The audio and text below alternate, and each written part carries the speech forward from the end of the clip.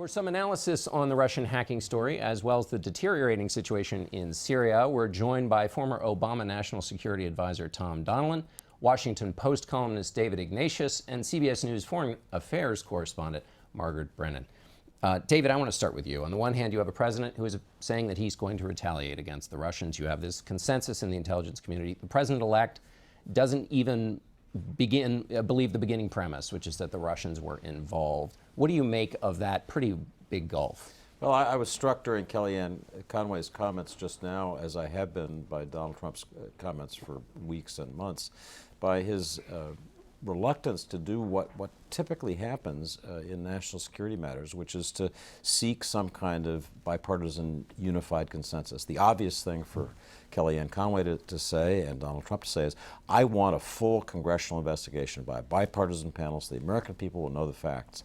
Instead, I did hear her say that this call for covert retaliation against Russia, which President Obama said, we will take action. I heard her say that was a political response. It's the opposite of saying we need to come together as a country and be unified. I just would note one more thing. In this whole crazy story, the one thing that we really do need to know is whether there is any kind of leverage that Russia has over Donald Trump. That's the question we couldn't really uncover because we never got the tax returns. It's crucial before he takes office not to attack him, but to liberate him from any pressure. It's a really important thing, and I hope, again, there should be bipartisan support for that. Tom, the president has said he's going to retaliate against Russia. What are his options? Well, he has a broad range of options, but it's important to kind of lay down some of the predicates here, and I want to get to something that David said. As you said, there's a uniform assessment. The president used that phrase yesterday with respect to this.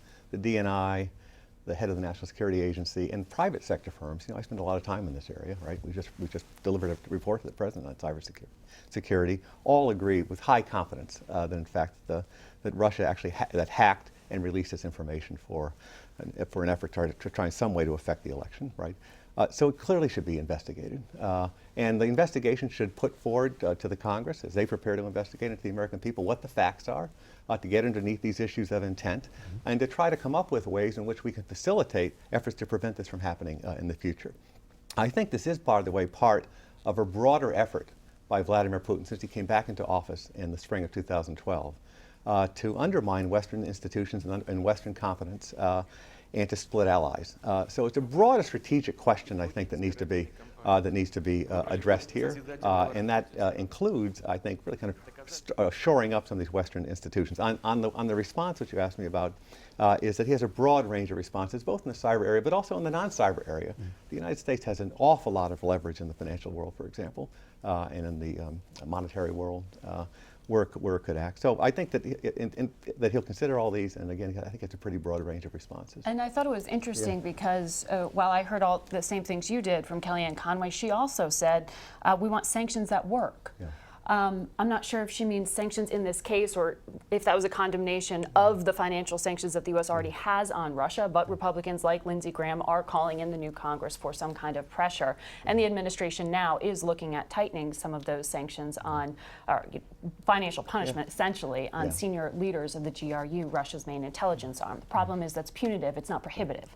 And that doesn't in any way really counter the attack on the cyber front. It's merely a punishment. Yeah, but it's important, I think, as part of this effort to get out the public attribution with as much information as possible. I think that's what the president intends to do. The other thing on David's point on, you know, in 2008, President Bush 43 and his chief of staff, Josh Bolten, initiated a process which we found very helpful, and that was this: to bring the outgoing cabinet members in the national security area and the incoming cabinet members in the national security area together several times in the Situation Room to go through key issues and establish facts and get a deep understanding of the actions and programs that were underway. And again, the incoming administration will agree and disagree in areas, but it was a really, I thought, very helpful exercise that we were a little kind of skeptical of at the beginning, but it turned out during the course of these meetings that in fact, you know, the world looks a lot different when you sit in the Situation Room, right, with your predecessors, right, and go through the facts and get detailed briefs. I think it's an exercise that I would certainly recommend that we do in this case. Well, this is what I was trying to get at with how does the new president-elect take in new information that might be inconvenient in this case because it puts a little cloud over his election victory. David, speaking of facts and the way politics play a role, the president essentially said in his press conference that Republicans are now thinking more warmly about Putin basically because it's in their rooting interest